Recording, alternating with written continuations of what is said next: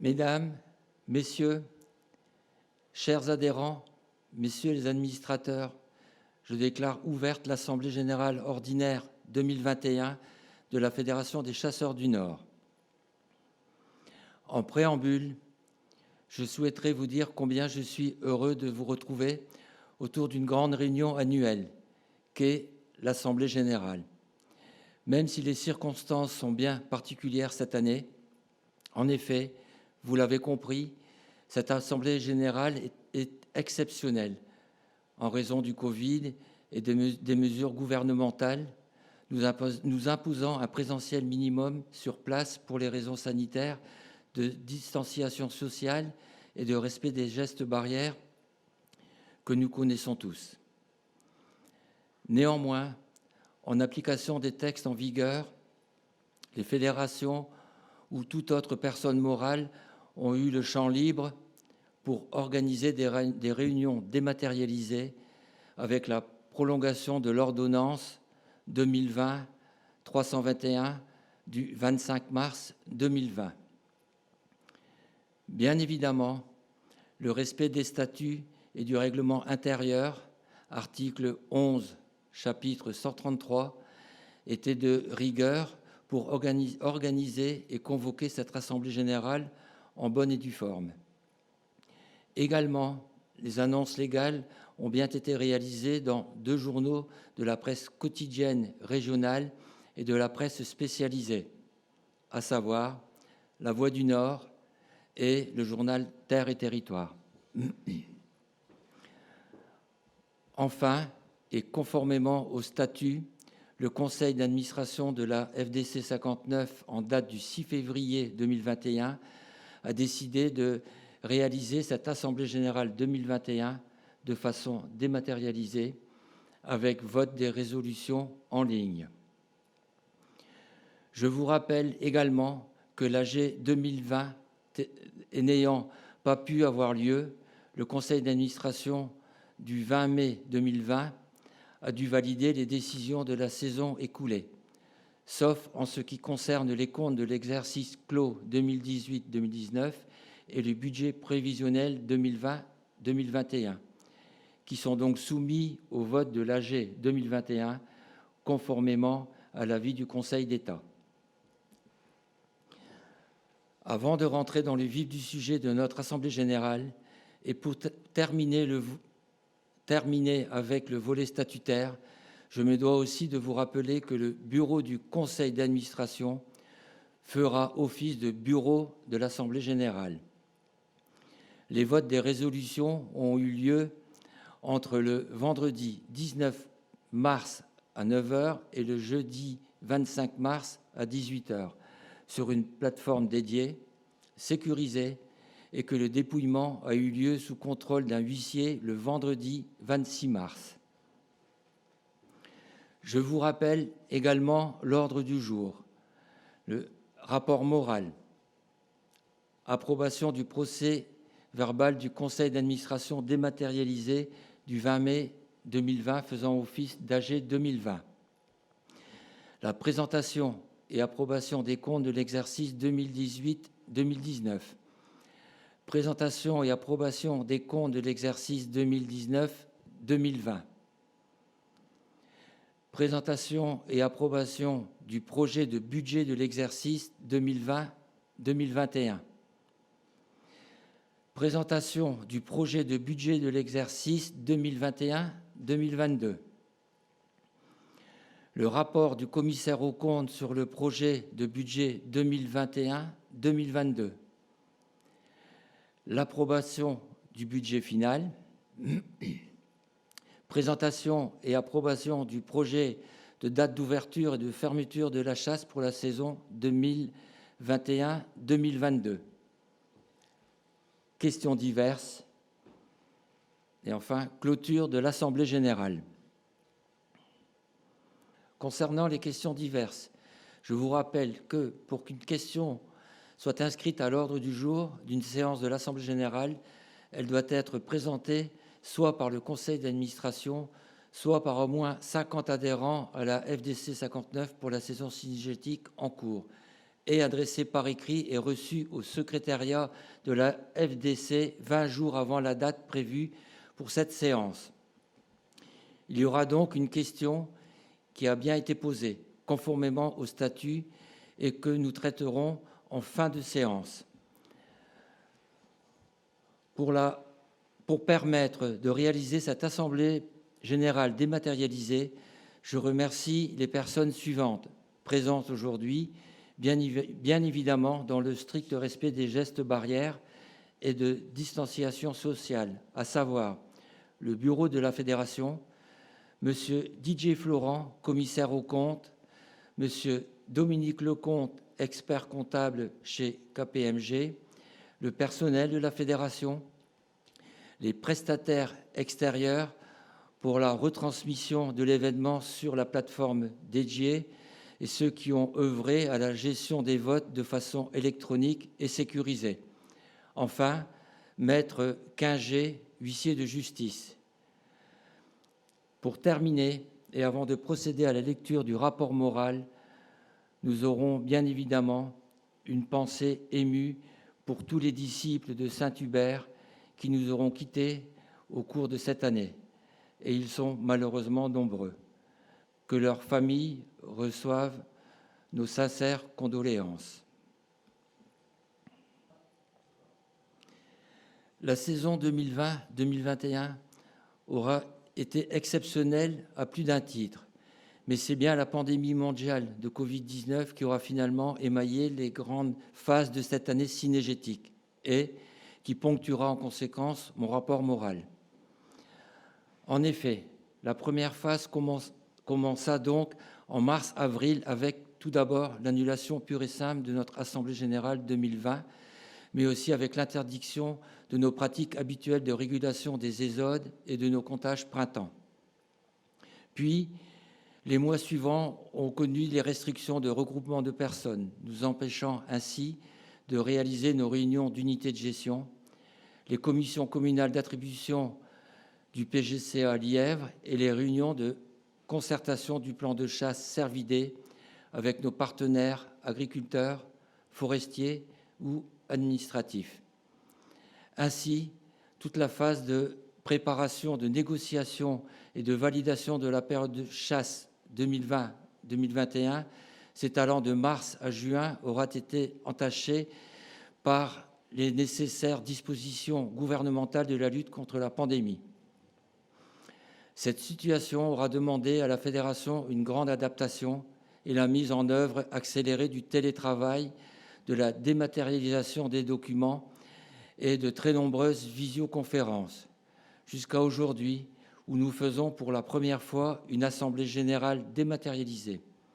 Aussi, dans ce contexte difficile, je tiens à saluer le travail des employés fédéraux qui ont mis tout en œuvre pour permettre la réalisation d'une saison de chasse 2020-2021 dans le respect des règles administratives de la gestion de nos espèces chassables. Le bilan était alors relativement satisfaisant et la grande majorité de nos chasseurs compréhensifs de cette situation. Il faut dire qu'à cette époque, la pratique de la chasse n'était pas directement impactée. Le début de la saison s'annonçait donc sous les meilleurs auspices, d'autant que la pandémie semblait s'éloigner, permettant de passer un été serein et une ouverture de chasse du gibier d'eau, puis de la chasse en plaine, sans aucune contrainte directe pour notre activité. La deuxième phase de cette année synégétique sera donc moins idyllique pour notre passion, avec l'arrivée de la deuxième vague du Covid au cœur de la période de chasse. Celle-ci engendrera des restrictions drastiques de nos pratiques synégétiques en novembre avec les fameuses dérogations qu'il aura fallu gérer en lieu et place de notre administration pour permettre à nos chasseurs de pratiquer un semblant de chasse automnale. Cette période fera naître une opposition funeste mais rêvée de nos détracteurs, avec la chasse dite de loisirs interdite et la chasse dite de régulation permise à titre dérogatoire dans le cadre de missions d'intérêt général. Cette opposition entre chasse et chasseurs laissera des traces et ouvre une brèche dans notre unité synégétique nationale qu'il faudra réparer rapidement, car cette union sera déterminante dans les prochaines échéances, notamment d'ordre électoral, face à tous nos opposants. Quant aux dérogations, elles auront engendré un travail colossal pour les services de la Fédération, pour permettre à une grande majorité d'entre vous de communiquer à chasser tant bien que mal, même si elles ont été fortement critiquées par certains, car les délais d'instruction ne permettaient pas de répondre aux demandes dans des délais courts. Elles auront permis de sauver l'essentiel, à savoir continuer à pratiquer une activité cynégétique dans le respect des règles sanitaires du moment. Aussi, j'aurai une pensée toute particulière pour nos sauvaginiers, qui auront finalement connu la double peine cette année. Déjà condamnés à rester chez eux en raison des règles de confinement interdisant les déplacements et n'ayant pu obtenir de dérogation au niveau national, ils virent arriver le spectre de la grippe aviaire au moment où leur pratique allait rouvrir. Les conséquences furent dramatiques puisque le transport d'appelant devenait dès lors strictement interdit, et ce jusqu'à la fin de saison. Comme le chasseur de plaine ne peut aller à la chasse sans son chien, les sauvaginiers n'avaient plus de goût à aller chasser à la hutte sans ses canards. Une année blanche pour nos chasseurs de gibier d'eau, et nous apporterons notre soutien et notre confiance à notre président national, Willy Schran, pour trouver une solution pérenne avec le ministère de l'Agriculture, car nos chasseurs de gibier d'eau ne passeront plus une année comme celle-là, et leur colère sera légitime. Il fallait donc bien que cette année finisse en beauté avec une vague de froid qui mettra ainsi un terme à la saison des chasseurs de migrateurs terrestres et plus particulièrement de nos bécassiers. Comme à chaque fois, avec ce sujet de suspension temporaire de la chasse due aux aléas climatiques, cette décision a fait couler beaucoup d'encre et a fait l'objet de nouvelles polémiques internes au monde de la chasse quant à la stratégie adoptée dans ces conditions, les uns étant favorables à une suspension et le faisant savoir avec vigueur, les autres étant défavorables, mais ne voulant pas le crier sur les toits pour éviter de s'attirer les courroux des premiers. Pourtant, il serait si simple de pouvoir compter sur le civisme de chacun. Bref, il était temps que la saison de chasse se termine pour tout le monde. Cependant, un petit rappel s'impose pour les quelques chasseurs ignorants qui pensent toujours que la Fédération est la seule à décider dans le domaine de la chasse et qu'elle ne fait rien pour la défendre. À ceux-là, je leur rappelle que la chasse est gérée directement par le ministère de la Transition écologique et à la tête duquel Mme Barbara Pompili, ministre, et Bérangère Abba, secrétaire d'État, ne sont pas spécialement réputés pour vouer un amour de notre discipline et de ses adeptes. La Fédération a le dos large, mais il ne faut pas se tromper de cible et l'incriminer de tous les maux quand des mesures gouvernementales contre la chasse sont prises.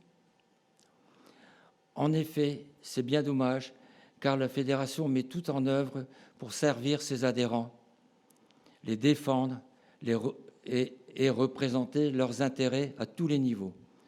Ce travail de tous les instants se fait également sur le plan budgétaire, et vous le constaterez que la gestion des comptes se fait avec la plus grande des rigueurs pour effectuer des économies nécessaires au lancement d'opérations concrètes de terrain à destination des chasseurs et de leur territoire. Ainsi, je rappelle que la validation départementale du permis de chasser a baissé de 15 € lors de la dernière saison, quasi dans l'indifférence générale maintenant, alors que ce geste fort à destination de tous nos chasseurs et plus particulièrement les moins aisés, ce geste représente un coût global de 150 000 € dans nos comptes annuels de la Fédération.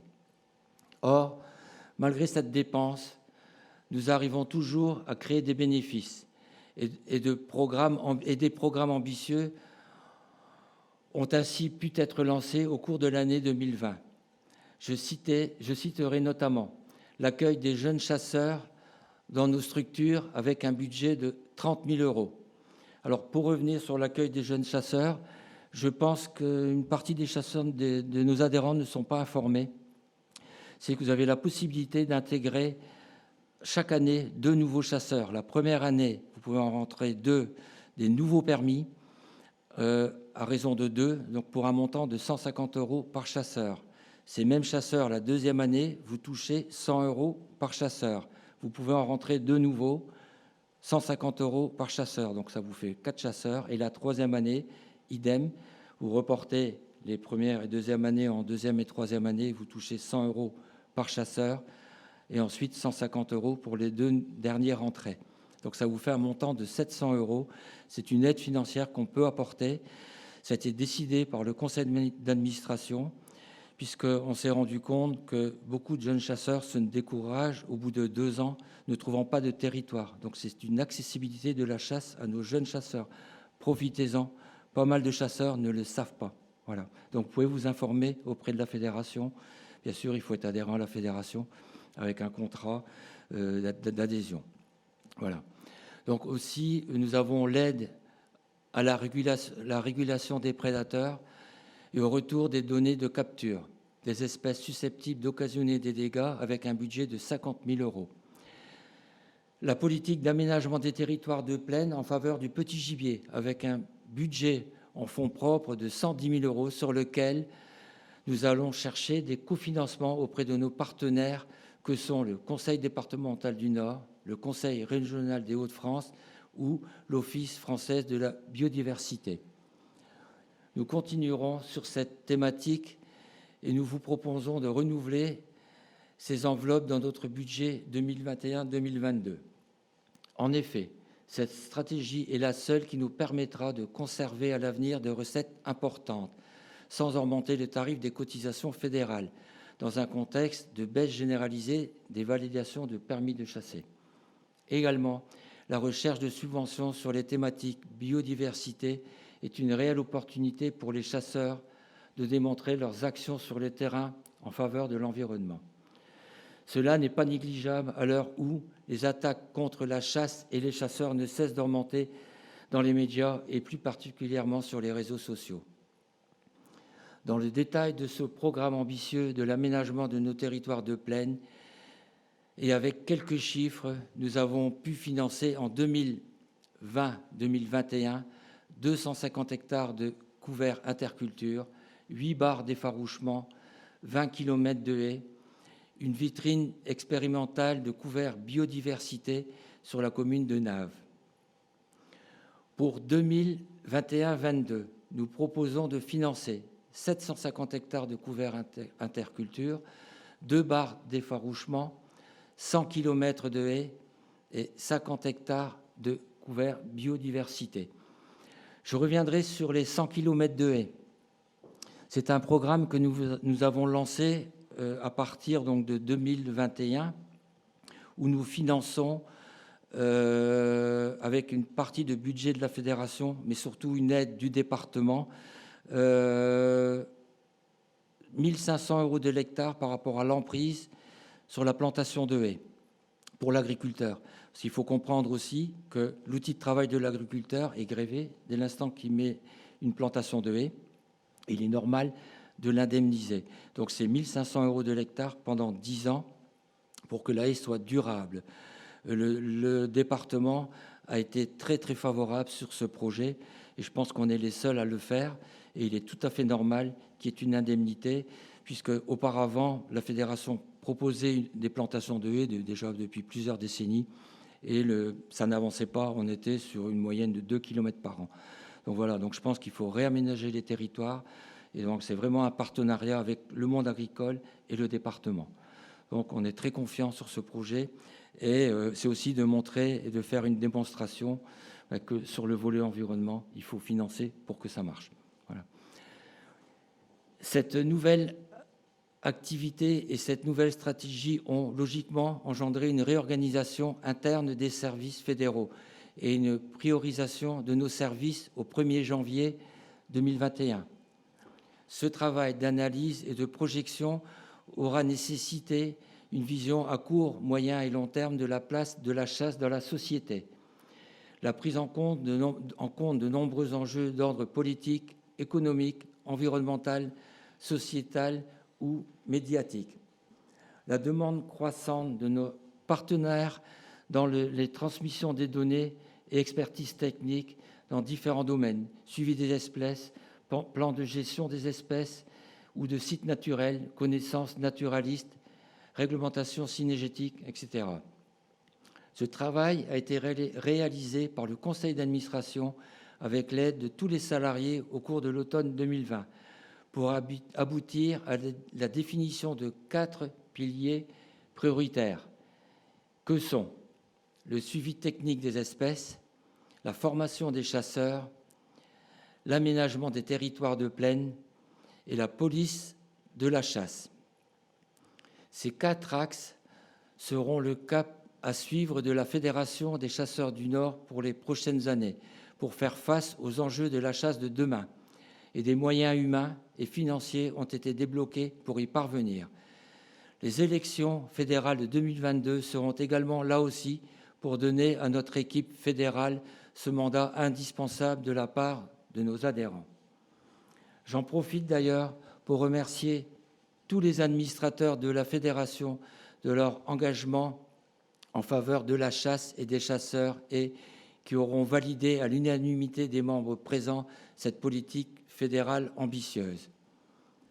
L'année 2020-21 aura été également la durée de gestation de notre schéma départemental de gestion cynégétique.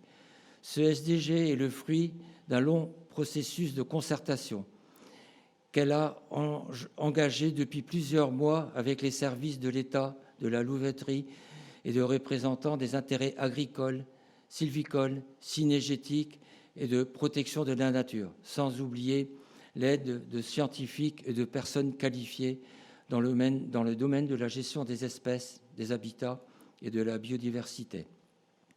Il aura fallu de nombreuses réunions de travail, d'échanges, voire de médiation pour aboutir à un consensus le plus large possible, prenant en compte l'ensemble des attentes, contraintes et enjeux de chacun de nos partenaires, notamment de la prise en compte de l'équilibre agro-sylvo-cynégétique. Aussi, je tenais à remercier l'ensemble des personnes qui auront œuvré par un dialogue constructif à l'édification de cette nouvelle version du SDG 59, et plus particulièrement les services de l'État dans le département, à la tête duquel M. Michel Lalande, préfet du Nord, pour leur écoute et leur travail de médiation sur les quelques sujets sensibles. Le nouveau schéma départemental de gestion cynégétique 2021-2027, tout en s'inscrivant dans la continuité du schéma précédent, apportera des modifications significatives pour la prise en compte des enjeux relatifs à la sécurité des chasseurs et des non-chasseurs, afin de permettre l'exercice des passions de chacun. Il s'agit d'un enjeu prioritaire pour la chasse de demain. Le fait le plus marquant pour nos chasseurs sera sans nul doute le port obligatoire du gilet fluorescent orange pour la chasse en plaine dès la prochaine ouverture. Bien évidemment, nos chasseurs de gibier d'eau et de pigeons ne seront pas concernés par cette disposition. Ainsi, comme dans nos départements voisins du Pas-de-Calais et de la Somme, qui ont mis en place cette disposition depuis plusieurs années, sans grande difficulté, nous mettrons en œuvre cette mesure en 2021 dans le Nord, celle-ci ayant été validée par notre Assemblée générale 2019. Le SDG mettra également l'accent sur la gestion cynégétique du grand gibier afin de contenir certaines populations, ainsi que les dégâts occasionnés aux cultures et à la forêt, tout en permettant pour le sanglier l'exercice d'un agrénage raisonné, mais contrôlé, pour maintenir cette espèce dans son habitat d'origine, à savoir les milieux boisés, mais surtout à des niveaux de population raisonnables. Il s'agit également d'un enjeu prioritaire de ce SDG et les détenteurs de territoire seront responsabilisés en ce sens sous peine d'être sanctionnés, notamment sur le plan financier, via la mesure nationale baptisée contribution territoriale dégâts. Enfin, ce SDG 2021-2027 doit aussi permettre de garantir à nos chasseurs du Nord le maintien d'une chasse populaire, accessible, responsable et durable dans une société de plus en plus compliquée et violente où la ruralité peine à être comprise. Cette année aura été marquée également par le développement important de notre communication vers les chasseurs et les non-chasseurs. Covid oblige, les nouveaux moyens de communication tels que les réseaux sociaux ont été largement utilisés par la Fédération pour communiquer. Bien évidemment, les canaux traditionnels de communication, comme notre revue fédérale ou les articles dans la presse quotidienne régionale, n'ont pas été négligés pour décliner la stratégie nationale de communication de la FNC qui se traduit par les propos de Willy Schran en ces termes simples mais explicites.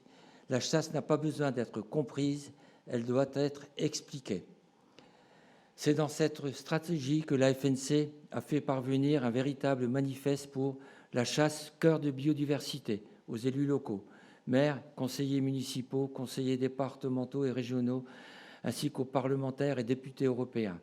Ils sont près de 600 000 à avoir reçu ce document dont l'ambition est de montrer le chasseur tel qu'ils sont en toute transparence, acteurs de leur passion au service d'une biodiversité durable et d'une ruralité vivante. C'est aussi dans cet esprit qu'une campagne nationale télévisuelle va être prochainement lancée en faveur de la chasse et que nous participons activement à la réalisation de films sur la chaîne régionale WEO. Depuis trop longtemps, le monde de la chasse est resté terré à l'abri des regards, mais cette stratégie arrive à son terme dans un monde médiatique et virtuel où l'information et la désinformation forgent l'opinion publique, dont les politiques.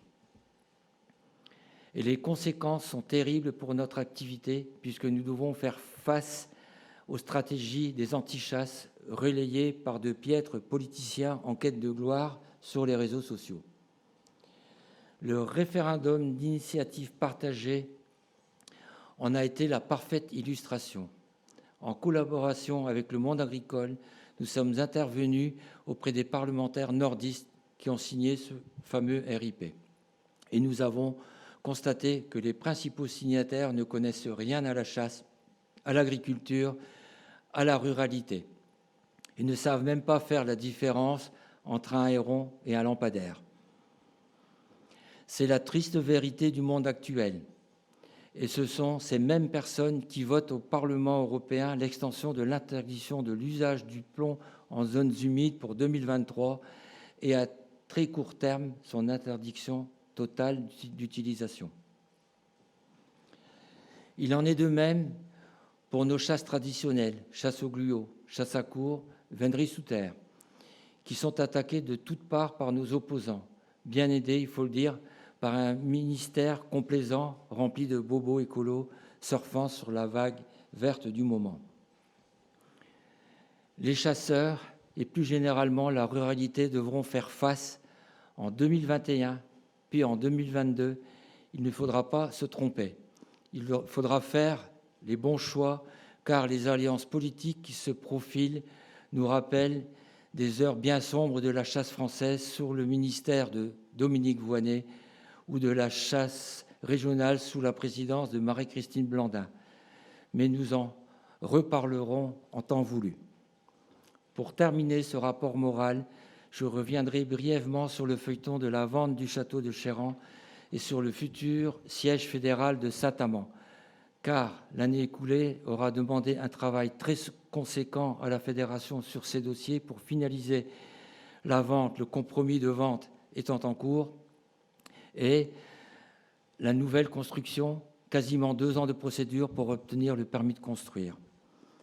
J'en profite d'ailleurs pour remercier Gérard Pinel pour son travail très important qui a permis d'aboutir à la délivrance du permis de construire de ce nouveau siège en début d'année 2021.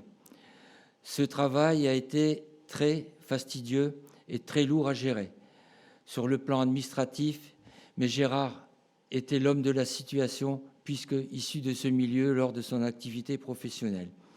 Grâce à lui, les chasseurs du Nord auront probablement gagné du temps et de l'argent sur ce projet.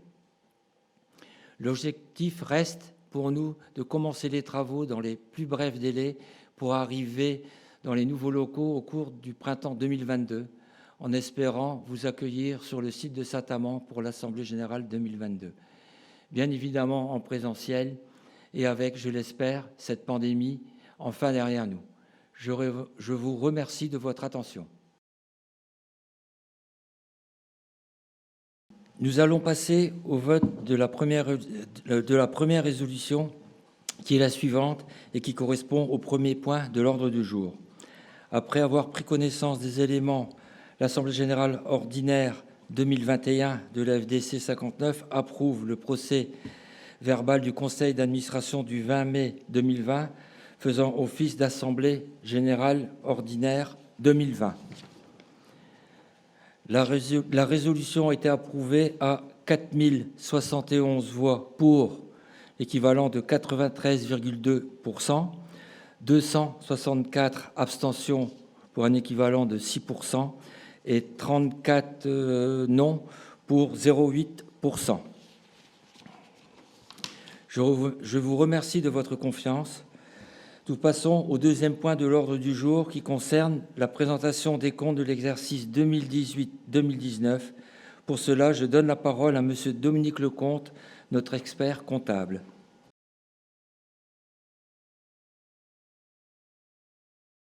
Mesdames, Messieurs, bonjour. J'ai la charge de vous présenter les comptes de l'exercice 2018-2019. Ils étaient à disposition en ligne lors de vos votes. Donc, plutôt que de vous présenter les comptes détaillés tels qu'ils sont officiellement présentés et dont vous voyez le compte de résultat qui est actuellement présenté devant vous à 333 313 €, on va vous présenter des graphiques comme on fait habituellement qui seront plus lisibles pour vous.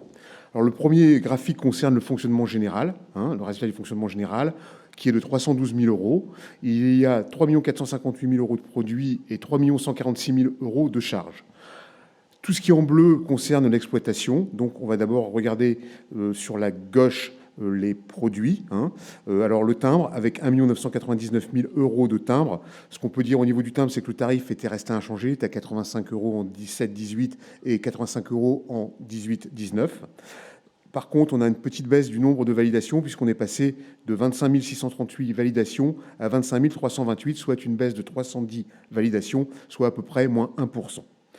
En ce qui concerne le territoire, avec 518 000 €, on a une stabilité, stabilité du nombre de territoires surveillés, avec 518 000 €. En ce qui concerne le journal, on a 164 000 € de produits.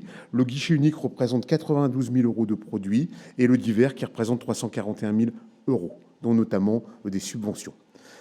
En ce qui concerne les charges d'exploitation, la principale charge est effectivement la charge de personnel qui représente 1 361 000 €, qui est plutôt en baisse par rapport à 17-18 par des effets mécaniques. Déjà, une personne qui est partie, qui n'a pas été remplacée, et d'autre part, un effet favorable des charges au niveau des charges fiscales, sociales et fiscales qui ont un peu diminué en raison d'une aide de l'État. En ce qui concerne les charges externes, elles étaient à 1 039 000 en 17-18, elles sont à 1 125 000 cette année. On a une hausse de 85 000 € qui est notamment liée à la baisse des frais de personnel puisqu'on a externalisé une activité qui est une activité de jardinage. En ce qui concerne les subventions, elles sont à 230 000 €, les amortissements à 126 000 € et le divers à 43 000 €. Le pavé qu'on voit un petit peu moins, qui est le résultat financier. On a des produits financiers sur votre gauche qui sont de 56 000 € et à votre droite des charges financières qui sont de 5 000 €. 5 000 €, c'est plutôt de l'impôt sur les produits financiers. Les 56 000 € sont en fait les rendements de trésorerie. C'est assez exceptionnel puisqu'on a 41 000 € de résultats financiers nets, ce qui est plutôt favorable. C'est-à-dire qu'on avait un placement qui était à long terme et qui permettait d'avoir une très bonne rentabilité. C'était des placements de comptes sur livret avec des taux progressifs. On est malheureusement sorti en 18-19 de ces placements et les placements actuels sont d'une moins bonne rentabilité, c'est certain. Ensuite, on a le dernier pavé qui sont les charges et produits exceptionnels. 288 000 euros de produits exceptionnels et 252 000 euros de charges exceptionnelles. Ça peut paraître important, mais il faut savoir que dedans, il y a la sortie de titres de placement, notamment d'obligations, qui font le résultat exceptionnel. Voilà ce qu'on peut dire un petit peu sur le compte de fonctionnement général. On va passer maintenant au résultat du fonctionnement du dégât grand gibier, donc c'est un autre slide. Donc les produits du dégât grand gibier sont élevés à 304 000 euros en 2018-19 et les charges à 283 000 euros. Par rapport à ça, qu'est-ce qu'on peut dire de particulier ? On a un petit peu alors à l'époque, on avait une petite hausse du nombre de timbres grand gibier, puisqu'on était passé de 3 720 validations à 3 723.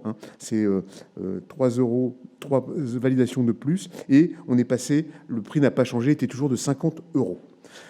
En ce qui concerne les charges, le personnel, 115 000 euros, il n'y a pas de variation. En ce qui concerne les charges externes, par contre, on a plus 22 000 euros qui sont essentiellement liés à une évolution des charges d'indemnisation des dégâts grand gibier. Et 2018-19 n'est qu'un prémisse par rapport à 19-20. Je repasse sur les produits. On n'a pas parlé des dispositifs de marquage qui sont à 67 000 euros. On est dans une phase de bracelet sur une phase triennale. Donc ces 67 000 euros, on va les retrouver en 2019-2020 également. On peut passer à un résultat, je vais dire, consolidé des deux activités, qui est le résultat consolidé, avec 3 762 000 euros de produits et 3 429 000 euros de charges, qui nous donne un résultat de 333 000 euros. Voilà, on va passer maintenant à une décomposition de différents niveaux de résultats, puisque on a différents niveaux de résultats. On a d'abord le résultat d'exploitation, qui est de 249 000 euros. Le résultat financier moins l'impôt sur les sociétés qui est de 48 000 euros, le résultat exceptionnel qui est de 36 000 euros, et enfin le résultat net de l'exercice qui est de 333 000 euros.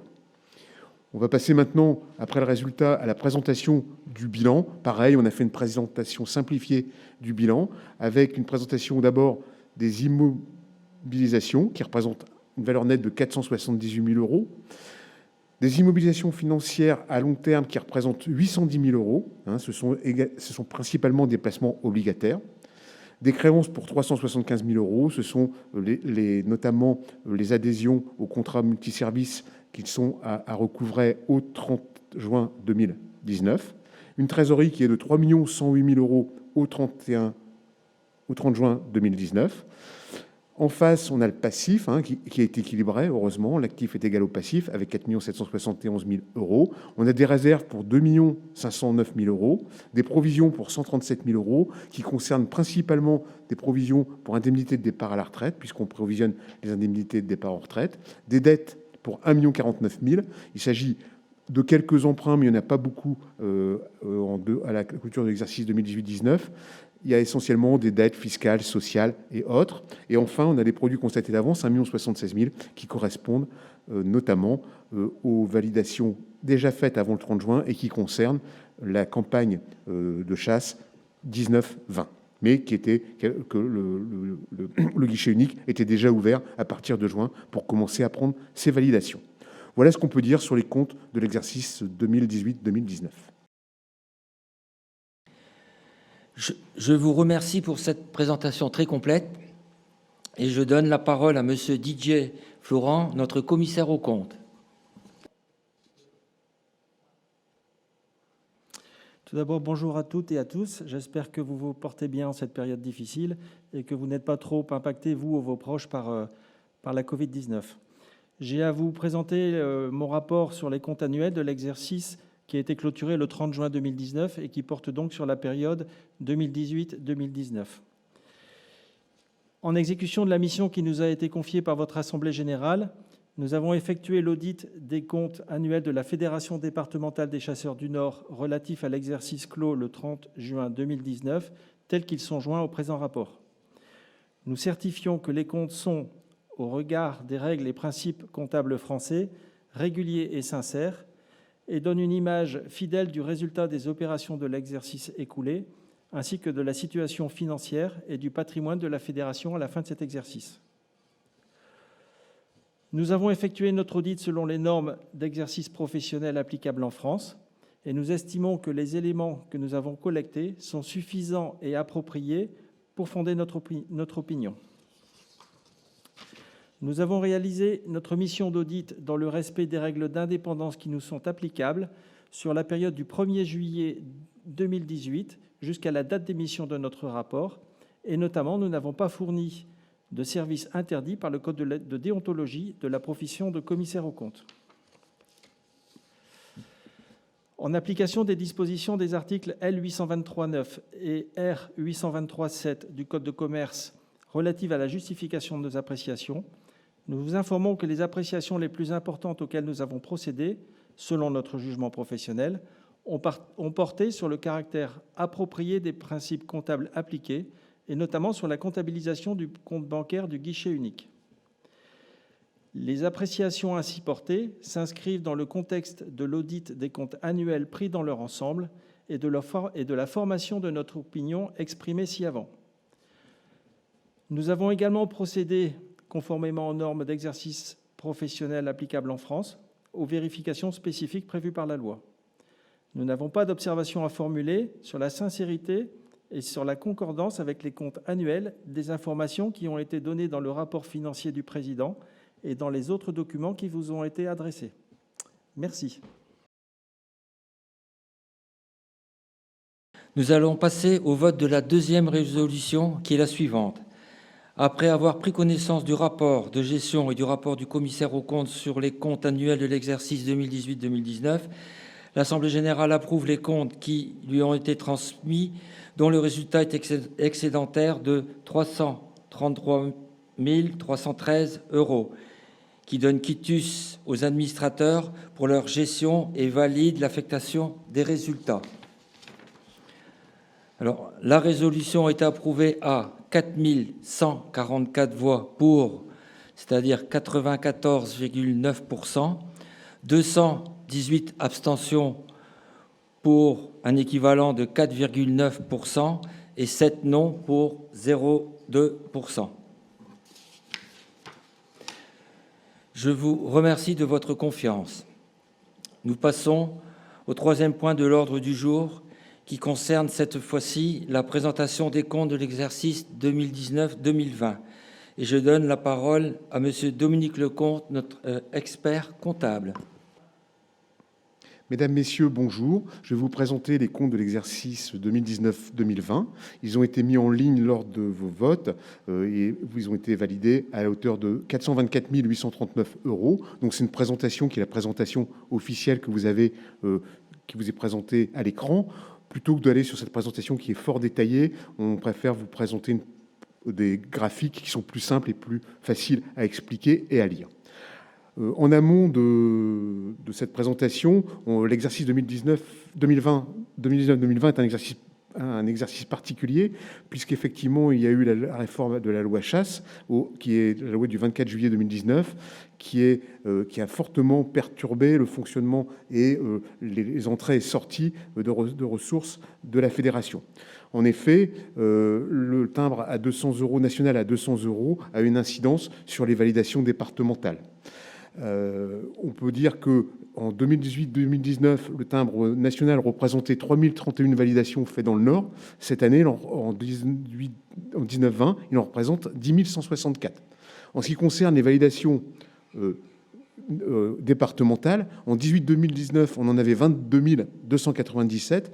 On n'en a plus qu'en 2019-2020 que 12 860. Donc une baisse quand même assez significative du nombre des validations départementale. En ce qui concerne le timbre grand gibier, incidence également, puisqu'on est passé de 3 723 timbres sangliers vendus à 1 530 en 2019-2020. Par rapport à tout ça, on a perdu également une ressource importante liée à ce qu'on appelle les validations bidépartementales. Et cette perte de substance a été en partie compensée par une subvention de la Fédération nationale de la chasse à hauteur de 108 000 €. Il y a également une nouvelle contribution qui a été mise en place, qui est la contribution territoriale pour les dégâts grand gibier, qui représente 18 000 €. On a également encore un changement important, c'est qu'on ne paie plus de cotisations au niveau de la FNC, ce qui fait quand même une économie par rapport à l'exercice précédent de près de 115 000 €, ni de cotisations auprès de la Fédération régionale des chasseurs, qui représentait 60 000 € de cotisations. On a également des actions qui sont mises en œuvre, notamment via la Fédération régionale des chasseurs, et qui ont trait notamment à la biodiversité. C'est dans le cadre du CPO que ces différentes actions sont menées et portées par la Fédération régionale des chasseurs, qui fait contribuer les différentes fédérations des Hauts-de-France à ces actions. En plus de cette réforme de la chasse, il y a encore un nouvel élément qui est venu perturber le fonctionnement, c'est malheureusement la crise sanitaire Covid-19. Effectivement, il peut y avoir des incidences, notamment en ce qui concerne des charges. Les déplacements sont limités, il n'y a pas eu d'assemblée générale grande l'année dernière, donc des économies de charges constatées sur l'exercice. Voilà les faits majeurs sur lesquels je voulais porter votre attention avant de vous présenter les comptes. Donc là, on a la présentation globale des comptes. On va entrer un petit peu plus dans le détail. On va passer au slide suivant. Donc, le slide suivant, où vous voyez le niveau des produits qui est à 3 744 000 € et le niveau des charges à 3 320 milliers d'euros, ce qui représente un résultat de 424 000 €. Donc là, on détaille un petit peu les produits et les charges. Au niveau des timbres, on a une ressource de 1 963 000 €, avec un timbre qui reste à un tarif de 85 € globalement. Ensuite, on a le timbre grand gibier qui représente plus qu'une ressource de 43 000 €. Elle a baissé significativement par rapport à l'exercice précédent. D'autant plus qu'on a fait baisser le tarif, un tarif qui était à 50 € et qui est passé à 30 €. Voilà. En ce qui concerne le territoire, on a 630 000 € de produits. Le marquage des cervidés, 74 000 €. Le journal, 91 000 €. Le guichet unique, 142 000 €. On a un peu plus que l'année dernière sur le guichet unique parce que là, c'est pareil, il y a une petite aide qui a été apportée dans le cadre de la mise en œuvre du timbre national. Vous avez un financement complémentaire de 51 000 €. On a eu des subventions pour 141 000 €. Et puis alors là, on a des transferts de charges, 291 000 € qui augmentent significativement et qui sont notamment liés à des charges qui sont transférées, qui sont la contribution de la Fédération départementale du Nord aux actions menées par la Fédération régionale dans le cadre du contrat pluriannuel d'objectifs. Voilà au niveau des charges, donc un niveau des charges d'exploitation en bleu qui représente 3 351 000 €. En ce qui concerne les charges, qu'est-ce qu'on a en face? On a 1 446 000 € de charges de personnel, une stabilité par rapport à l'exercice précédent, il n'y a pas d'évolution significative à signaler. Des charges externes qui sont, elles, à 997 000 € avec certaines diminutions liées d'une part à la crise Covid, parce qu'effectivement il y a eu moins de déplacements, moins de véhicules qui ont moins de dépenses d'énergie, moins d'entretien. Donc de ça, on a fait quelques économies. Et puis après également l'économie qui a été réalisée sur les cotisations dont je vous ai parlé, la cotisation Fédération nationale et la cotisation Fédération régionale. En ce qui concerne les subventions, elles sont à 292 000 €. Ce sont des subventions qui sont toujours validées dans le cadre de vos assemblées générales. Ce sont les subventions qui sont versées par la fédération et dont la liste est dénommée en assemblée générale, et validée en assemblée générale. Ensuite, on a l'indemnisation des dégâts grand gibier, et là, on est à 144 000 €. Pour mémoire, simplement, je rappelle qu'en 2018-2019, on était à 92 000 €, soit une évolution de plus de 52 000 € du dégât grand gibier. Il faut savoir que l'indemnisation des dégâts grand gibier a vraiment flambé en 19-20. Mais je pense que vous êtes tous au courant de la situation sur les dégâts grand gibier. Amortissement 111 000 €, puis divers charges pour 140 000 €. Ensuite, on a du résultat financier qui est en vert, 26 000 € de produits et 4 000 € de charges.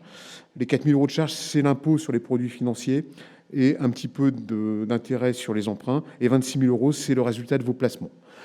Le résultat des placements a nettement diminué par rapport à l'exercice précédent. On arrive à placer aujourd'hui, mais on n'arrive plus à placer avec des placements aussi performants que ce qu'on a pu placer dans le passé.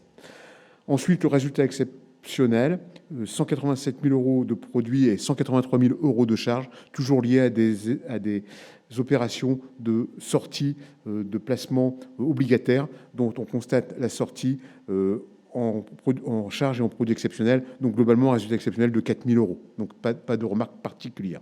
En bleu, le petit bleu, c'est le 3 000 €, c'est l'impôt sur les sociétés. Voilà ce que je peux dire sur le compte de résultat et un résultat final qui s'établit à 424 000 €. On va vous présenter les différents niveaux de résultats en synthèse pour que vous ayez une idée. Quand on voit le graphique, on voit nettement que le résultat d'exploitation est égal au résultat net, puisqu'on a un résultat d'exploitation qui est de 401 000 euros. J'ai un résultat financier de 19 000 euros net de l'impôt sur les sociétés, un résultat exceptionnel de 4 000 euros et un résultat net de 424 000 euros. Voilà donc sur le compte de résultat ce que l'on pouvait dire. Maintenant, on va passer au bilan. Alors, au niveau du bilan, on a les immobilisations qui représentent 1 382 000 euros. Les immobilisations financières placées à long terme, elles représentent 630 000 euros. On a des créances et des stocks qui représentent 999 000 euros. Et là, on a une hausse significative par rapport à l'exercice précédent.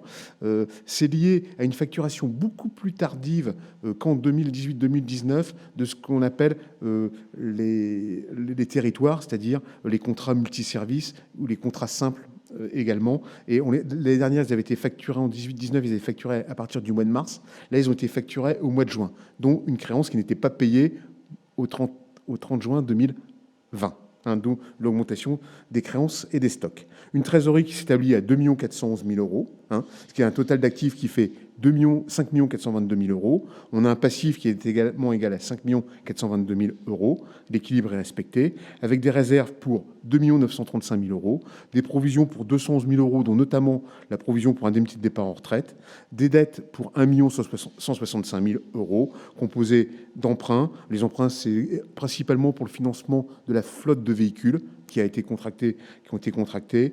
Et puis ensuite, on a des dettes classiques qui sont les dettes, les congés payés, les dettes sociales, qui sont des dettes normales et d'exploitation. Et ensuite, on a les produits constatés d'avance qui concernent en fait les flux qui sont reçus au 30 juin et qui concernent en fait la campagne de chasse 2020-2021 et qui seront utilisés pour l'exercice suivant.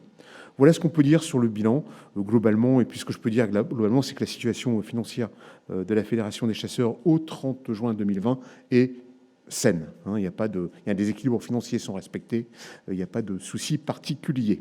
Et la crise Covid, malgré les incidences qu'elle a pu avoir, ne met pas en péril le fonctionnement de votre association. Ce qui est important, parce que toutes les structures aujourd'hui ne sont pas épargnées par la crise Covid dans leur fonctionnement.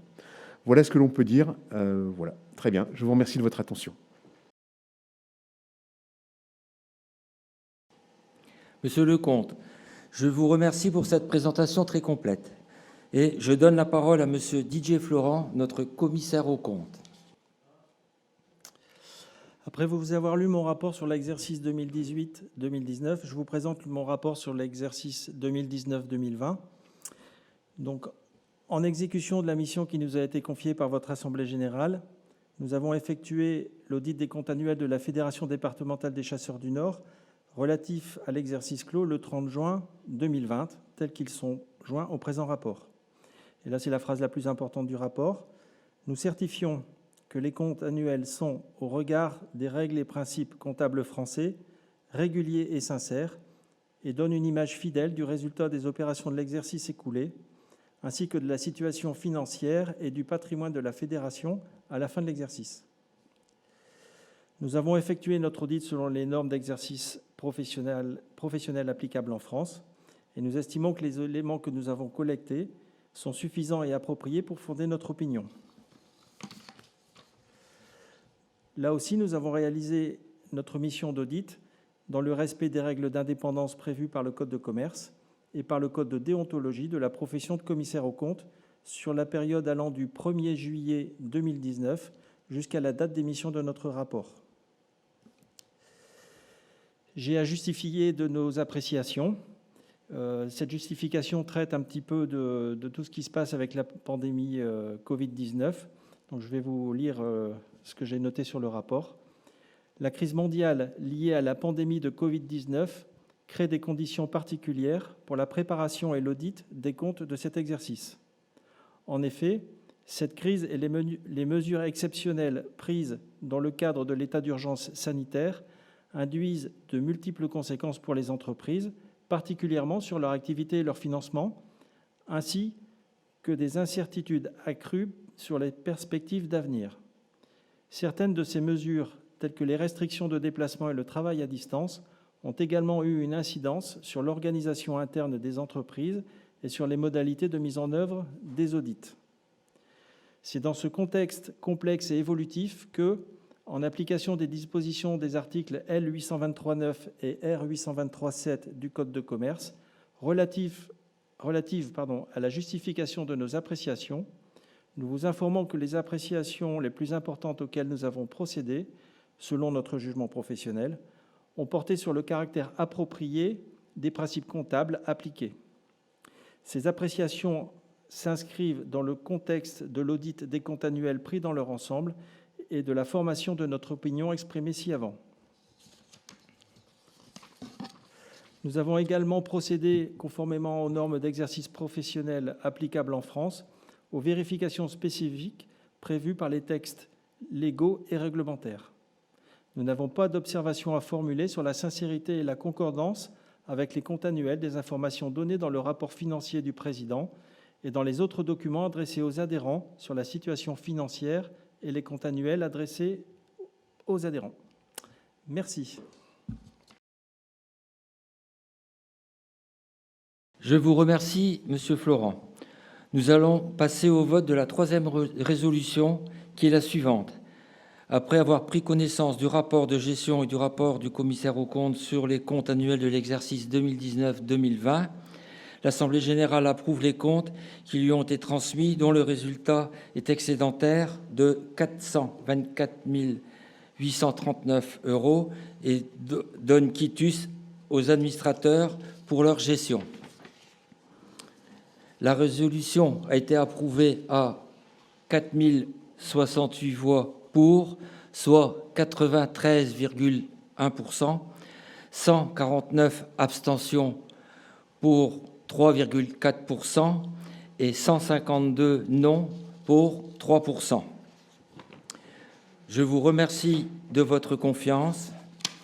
Nous passons au quatrième point de l'ordre du jour qui concerne l'affectation du résultat des comptes de l'exercice 2019-2020. Donc, je voulais revenir sur ce vote parce que je me suis rendu compte qu'on a quand même 150 personnes qui n'approuvent pas du tout qu'il y ait un excédent de 424 000 €. Il est vrai que c'est important, mais je pense que ça devrait plutôt avoir un côté rassurant. Ce qu'il faut aussi savoir, c'est que le prévisionnel sur ce budget était de 127 000, donc c'est vrai que l'écart est important, mais on a obtenu 247 950 € de subventions. Et dans un prévisionnel budgétaire, il est difficile d'amener des hypothétiques subventions, puisqu'on n'est jamais sûr de l'avoir en fonction des dossiers choisis. Et là, je peux vous dire que le travail de la fédération et le choix qui a été fait par le conseil d'administration et aussi les techniciens de la fédération ayant souvent amené leur pierre à l'édifice, ont amené qu'on a un excédent vraiment important sur les subventions. Donc cet écart est vraiment lié à ça, et je pense que c'est l'excellent travail de la fédération. Sinon, si on enlevait les subventions, les 127 000 de prévisionnel, on aurait eu en plus 70 000 € d'excédent liés à la bonne gestion des finances de votre fédération. Et c'est vrai que les subventions, ça reste très aléatoire, parce que tant qu'on ne les a pas dans les comptes, on ne peut pas les affecter. Donc on ne prendra jamais le risque de les intégrer sur un prévisionnel budgétaire. Voilà les explications.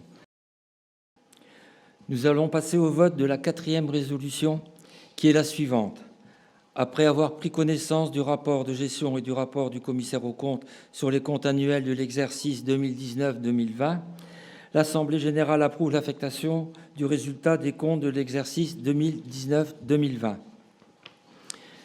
La résolution a été approuvée à 4167 voix pour, l'équivalent de 95,4%, 182 abstentions pour 4,2% et 20 non pour 0,4%. Je vous remercie de votre confiance. Et nous passons maintenant au cinquième point de l'ordre du jour qui concerne le projet de budget 2020-2021. Et pour cela, je laisse la parole à Carlos de Almeida, notre directeur administratif et financier, en lieu et place de Patrick Anschwerker, notre trésorier qui se remet doucement du Covid et qui n'a pas pu participer aux travaux du jour. Mesdames et messieurs, bonjour. Aujourd'hui, je me présente à vous exceptionnellement afin de vous présenter succinctement le budget 2020-2021. En effet, comme l'a dit le Président, cette présentation est habituellement effectuée par M. Ancho-Verker, trésorier de la Fédération. Mais pour des raisons liées au Covid, il ne peut remplir sa tâche. Le budget 2020-2021 a été voté l'année dernière par le Conseil d'administration, mais doit être validé par vos soins aujourd'hui, conformément à l'avis du Conseil d'État. La partie des produits présente la particularité d'une baisse significative de la validation départementale de 85 € à 70 €, soit une baisse de 15 € par validation pleine. Cela a été envisageable suite aux résultats excédentaires des 3 années précédentes. Il est vrai que cette valeur de 85 € stagnait depuis 7 ans. Un effort important a été fait pour revenir à un timbre fédéral que nous ne connaissions plus depuis la saison 2007-2008. Ce budget anticipe donc également une perte envisagée de 500 chasseurs, ce qui engendre une baisse des ressources globales de 185 000 € cumulés. En ce qui concerne les charges, les événements inclus dans le budget 2020-2021 sont les travaux du centre de formation, qui est opérationnel depuis 18 mois, mais aussi le changement de la flotte automobile, que l'on retrouvera dans les dotations aux amortissements chaque année pour un montant de 120 000 € supplémentaires.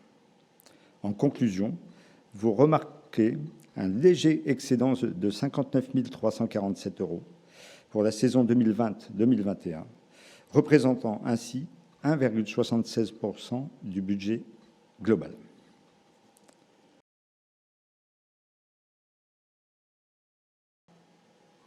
Je te remercie, Carlos, et je donne à nouveau la parole à Monsieur Didier Florent, notre commissaire aux comptes. Monsieur le Président, Mesdames, Messieurs les adhérents, nous avons examiné le budget prévisionnel couvrant l'exercice allant du 1er juillet 2020 jusqu'au 30 juin 2021, tels qu'ils vous ont été présentés. Ces comptes prévisionnels ont été établis par votre conseil d'administration à partir des hypothèses que celui-ci a estimées les plus probables. Nous avons effectué notre examen selon les normes d'exercice professionnel applicables en France et nous avons vérifié le bien-fondé des hypothèses retenues et leur traduction chiffrée. Les données historiques présentées dans les comptes prévisionnels sont extraites des comptes annuels au 30 juin 2019 et qui ont fait l'objet de notre part d'un audit conformément aux normes d'exercice professionnel applicables en France. Nous nous sommes assurés par ailleurs du respect des principes d'établissement et de présentation applicables aux comptes prévisionnels et de la conformité des méthodes comptables utilisées avec celles suivies pour l'établissement des comptes de la Fédération au 30 juin 2019. Nous n'avons aucune observation à formuler à ce titre. Conformément à vos statuts, vos budgets, dès leur approbation par votre Assemblée générale, devront être transmis au préfet et seront exécutoires dès cette transmission. Merci. Je remercie M. Didier Florent. Nous allons donc passer au vote de la 5e résolution, qui est la suivante. Après avoir pris connaissance du rapport de gestion et du rapport du commissaire aux comptes sur le projet de budget pour l'exercice 2020-2021, l'Assemblée générale approuve le projet de budget pour la période du 1er juillet 2020 au 30 juin 2021. La résolution est approuvée à 3 849 voix pour, soit 88,1%, 141 abstentions pour 3,2% et 379 non pour 8,7%. Je vous remercie de votre confiance. Et nous passons maintenant au 6e point de l'ordre du jour qui concerne le projet de budget 2021-2022. Et pour cela, je redonne la parole à Carlos de Almeida. L'honneur m'a été fait de vous soumettre à l'approbation le budget général 2021-2022. Celui-ci commençant le 1er juillet 2021 et se terminant le 30 juin 2022. Comme vous pouvez le remarquer, le résultat de ce budget est excédentaire de 1 530 947 €, qui se décompose de la manière suivante. Tout d'abord, l'excédent de fonctionnement général est de 33 712 €, soit 0,68% de notre budget global. Enfin, un excédent exceptionnel se dégage pour un montant de 1 497 236 €, représentant quasiment un tiers de notre budget. Il est dû à la plus-value que nous réaliserons avec la vente du château. Bien entendu, cet excédent sera investi directement sur le nouveau siège de la Fédération sur le site de Saint-Amand. Concernant les tarifs, plusieurs éléments sont à remarquer. Ainsi, la validation départementale à 70 € se confirme, de même que tous les tarifs contractuels. Les formations, autres que le permis de chasser qui reste à 50 €, seront toujours à 5 €, sauf la formation de remise à niveau décennale, qui sera gratuite conformément à la décision de l'Assemblée générale de la Fédération nationale des chasseurs de France. Les contrats d'adhésion territoriaux, quant à eux, auront toujours les mêmes montants. L'affiliation obligatoire à 42,50 €, la taxe à l'hectare à 80 centimes l'hectare et 85 € pour une option au contrat d'adhésion territoriale. La contribution territoriale des gars, elle, restera à un montant minimum forfaitaire de 5 €, comme l'an dernier. La seule particularité sera une taxe hectare modulable par unité de gestion en fonction des dégâts de l'année précédente. La proposition de nouveaux tarifs pour le daim à 18 € et le cerf indéterminé, le CEI, à 50 € est mise en place pour des raisons de facturation interne, afin de créer une uniformité et d'encaisser les frais de gestion que cela engendrait. Pour votre information, ces nouveaux bracelets étaient auparavant gratuits. Ce budget tient compte également d'une baisse attendue du nombre de validations d'environ 1000 chasseurs par rapport à l'année précédente. Étant donné la période délicate que nous avons subie et que nous subissons encore, cela engendrera automatiquement, dans l'anticipation la plus pessimiste, une perte de produits de 70 000 €. En plus de la vente du château, comme indiqué au début de mon intervention, les travaux sur le nouveau siège à Saint-Amand ont été pris en compte dans l'élaboration du budget. Même si cela ne sera pas significatif dès 2021-2022, car les dotations aux amortissements sur la construction ne seront que très partielles. Enfin, l'approbation aux subventions vous est demandée. Toutes les subventions seront reconduites, à savoir les subventions aux associations de piégeurs ou d'autres associations départementales pour un montant global de 30 500 €. Les subventions à 2 organismes nationaux sont maintenues. Ainsi, l'ISNEA à hauteur de 1 € par chasseur, inchangé par rapport à l'année passée, ainsi que la Fondation pour la protection des habitats sauvages, à raison de 30 centimes par chasseur, également inchangé depuis l'an dernier. Les subventions aménagement destinées au contrat d'adhésion territoriale optionnel sont maintenues, soit 201 000 € dédiés au repeuplement, au matériel de rétrocession et à la politique d'aménagement.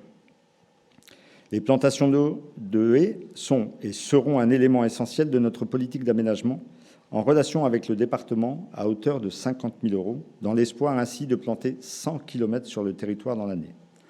Enfin, la régulation des nuisibles sera subventionnée toujours à hauteur de 50 000 €, mais avec une particularité nouvelle, le relevé de piégeage retourné à la Fédération sera pris en compte de façon forfaitaire à destination directe des piégeurs et une part des captures à destination des adhérents. Enfin, dans les 201 000 €, 30 000 € pour l'accueil des jeunes chasseurs sera maintenu, subvention qui remporte un succès important depuis sa mise en place il y a maintenant 3 années. Je voulais juste venir pour donner une petite explication sur la subvention allouée pour les piégeurs. Donc on avait un montant global de 50 000 € qui est divisé en 2 montants, un montant de 37 000 et un montant de 13 000. Nous avons eu donc une réunion en concertation avec les associations de piégeurs APANGA et PGR en accord commun. À l'avenir, nous allons donc affecter une partie de ce montant global sur les renseignements de capture qui nous sont très très important, nous justement pour aller défendre les dossiers espèces susceptibles d'occasionner les dégâts auprès des instances administratives. Nous devons toujours justifier, disons bien qu'on a une problématique sur ces espèces et qu'il faut bien les réguler. Donc c'est dans cette idée-là que nous avons opté justement pour aussi, dans la partie subvention, donc diminuer un peu la prime à la capture et donner en contrepartie une prime sur les déclarations de piégeage. Voilà, donc pour le piégeur, il n'y aura pas vraiment de changement sur l'aspect financier, mais nous, on a vraiment besoin des données sur l'aspect administratif. Voilà quelques petites explications. Je pense que vos associations pourront aussi vous donner peut-être un peu plus d'informations. Merci. Nous allons donc passer au vote de la 6e et 7e résolution, qui sont les suivantes. Après avoir pris connaissance du tableau des tarifs, l'Assemblée générale approuve les propositions tarifaires pour la saison 2021-2022. La résolution a été approuvée à 4165 voix pour, l'équivalent de 95,4%, 67 abstentions pour 1,5% et 137 non pour 3,1%. Je vous remercie de votre confiance. Après avoir pris connaissance du tableau des subventions, l'Assemblée générale approuve les propositions de subventions pour la saison 2021-2022. La résolution a été approuvée à 3988 voix pour, l'équivalent de 91,3%, 349 abstentions pour 8% et 32 non pour 0,7%. Je vous remercie de votre confiance. Je donne une dernière fois la parole à Didier Florent, notre commissaire aux comptes, concernant le projet de budget 2021-2022. Monsieur le Président, Mesdames, Messieurs les adhérents, nous avons examiné le budget prévisionnel couvrant l'exercice du 1er juillet 2021 au 30 juin 2022, tels qu'ils vous ont été présentés.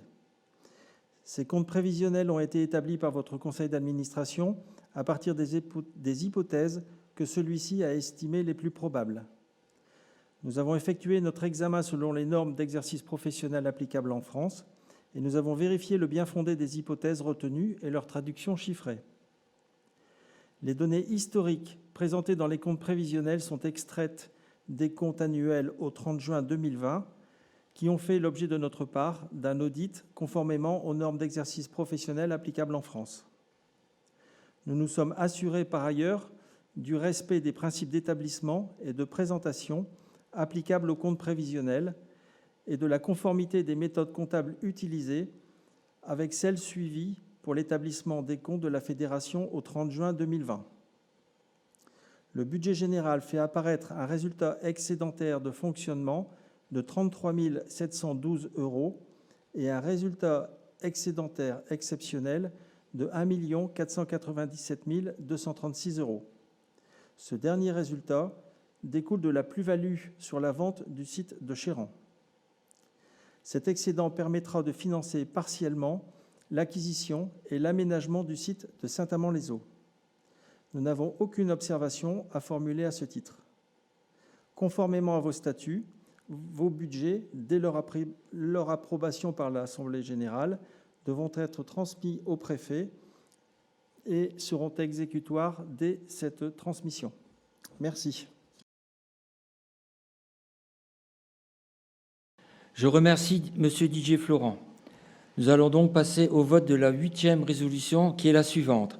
Après avoir pris connaissance du rapport de gestion et du rapport du commissaire aux comptes sur le projet de budget de l'exercice 2021-2022, l'Assemblée générale approuve le projet de budget pour la période du 1er juillet 2021 au 30 juin 2022. La résolution est approuvée à 3 839 voix pour, soit 87,8%, 139 abstentions pour 3,2%, 391 non pour 9%. Je vous remercie de votre confiance. Après le volet budgétaire, nous entrons dans la dernière ligne droite de notre AG 2021, avec les propositions de date d'ouverture et de fermeture de la prochaine campagne de chasse 2021-2022. Sans surprise, nous proposons la reconduction intégrale de l'arrêté préfectoral de la saison précédente, avec une ouverture au 19 septembre 2021 et une fermeture au 28 février 2022. Je ne rentrerai pas dans les détails de ce tableau, puisqu'il n'y a pas de modification importante. Nous allons donc passer au vote de la 9e résolution, qui est la suivante. Après avoir pris connaissance du tableau des dates d'ouverture et de fermeture de la chasse pour la prochaine saison, l'Assemblée générale approuve les propositions pour la campagne 2021-2022.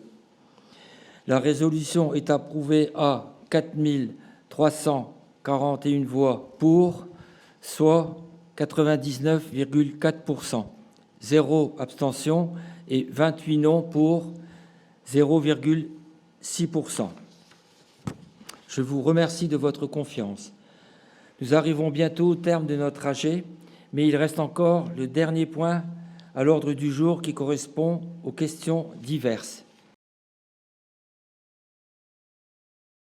Comme évoqué dans l'ordre du jour, une question a été posée conformément aux règles statutaires.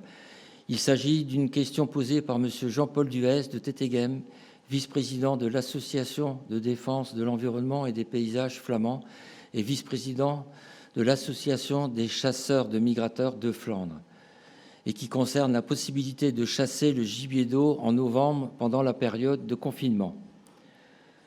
Je vous ferai grâce de la lecture des 2 pages de son courrier pour aller à l'essentiel et à la question posée, qui est la suivante. Pourquoi la Fédération des chasseurs du Nord a choisi un mutisme complet sur le sujet des dérogations, évitant de dire que la chasse du gibier d'eau et de plaine n'était pas fermée en novembre 2020 ? Jean-Paul, je suis assez surpris de ta question puisque tu as mon numéro de téléphone et que nous échangeons de temps en temps sur les sujets du gibier d'eau. Je ne pense pas que l'on puisse dire que la Fédération des chasseurs du Nord ait pratiqué le mutisme complet pendant la période des dérogations. Bien au contraire, un maximum d'informations en temps réel était envoyé à nos chasseurs via les réseaux sociaux, la newsletter ou l'ouverture de lignes téléphoniques spécifiques pour gérer les dérogations et répondre aux nombreuses questions. J'ai même réalisé une intervention filmée pour expliquer la situation aux chasseurs du Nord. Je vous invite en conséquence à retrouver sur le Facebook de l'AFDC 59 et sur vos boîtes mail pour consulter les nombreuses communications qui ont été réalisées à cette occasion et constater la véracité de mes propos. Concernant la fermeture de la chasse du gibier d'eau et de la chasse de plaine, nous n'avons jamais affirmé que celle-ci était fermée, car nous partagions l'analyse selon laquelle aucun texte n'interdisait la chasse. Seuls les déplacements étaient interdits, pour les raisons sanitaires de lutte contre la pandémie. Il est vrai pourtant que la Fédération nationale des chasseurs avait communiqué hâtivement en ce sens, ainsi que le préfet de région, affirmant que la chasse était suspendue. Cette situation a pu jeter le doute chez certains, mais l'analyse conjointe faite par nos services et ceux de l'OFB allaient dans ce sens du fait qu'aucun texte réglementaire n'interdisait la chasse en tant que telle, ce qui permettait d'ailleurs d'obtenir des dérogations pour les chasses dites de régulation.